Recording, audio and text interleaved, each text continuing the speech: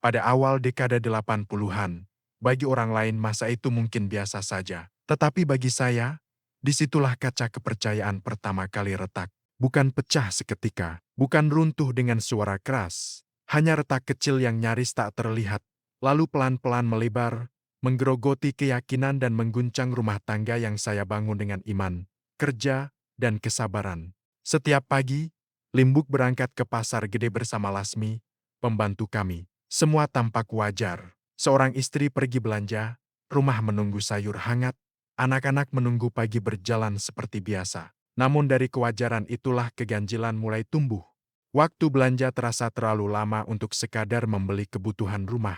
Langkah pulangnya tak lagi membawa ketenangan. Yang ikut masuk ke rumah justru keheningan yang menggantung. Awalnya saya menepis curiga. Saya tidak ingin menjadi suami yang menuduh tanpa bukti. Sampai akhirnya bisik-bisik itu datang, lembut tetapi tajam. Orang-orang mengatakan Limbuk sering mampir ke sebuah rumah kos di kawasan Kemelayan. Saya menolak percaya. Saya berkata kepada diri sendiri, mungkin hanya singgah, mungkin hanya silaturahmi. Tetapi kecurigaan, sekali tumbuh, tidak mudah mati. Kos itu bukan tempat yang layak disebut teduh.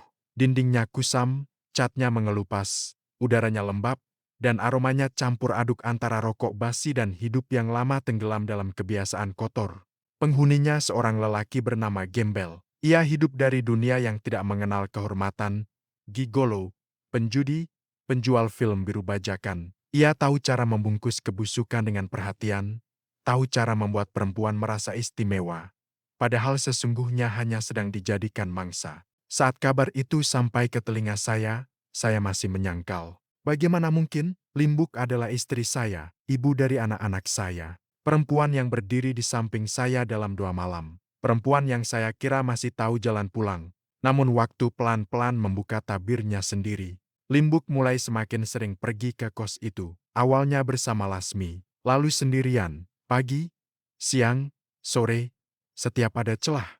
Saat saya bertanya, jawabannya selalu ringan. Silaturahmi saja, kok.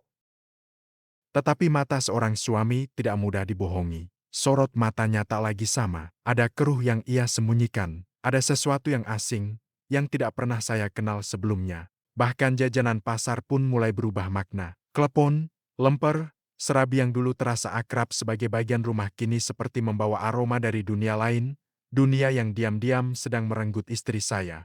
Saya tidak tahu kapan semua itu benar-benar menyeberangi batas. Pengkhianatan memang jarang dimulai dengan ledakan. Ia lebih sering berawal dari perhatian yang dibiarkan terlalu lama, kunjungan yang terlalu sering, dan hati yang perlahan menemukan tempat singgah baru di luar rumahnya sendiri. Sejak saat itu, Limbuk bukan lagi perempuan yang sepenuhnya saya kenal. Ia masih memanggil saya Mas, tetapi nada di balik panggilan itu terasa kosong, seolah rumah di dalam hatinya sudah tidak lagi berada di tempat yang sama. Dan saya berdiri di ambang kenyataan itu, antara percaya atau menolak, antara bertahan atau menyerah. Sebab pengkhianatan sejati tidak pernah dimulai di ranjang. Ia selalu berawal lebih sunyi, lebih halus, lebih sulit dibuktikan saat seseorang mulai tidak jujur tentang kemana hatinya pulang.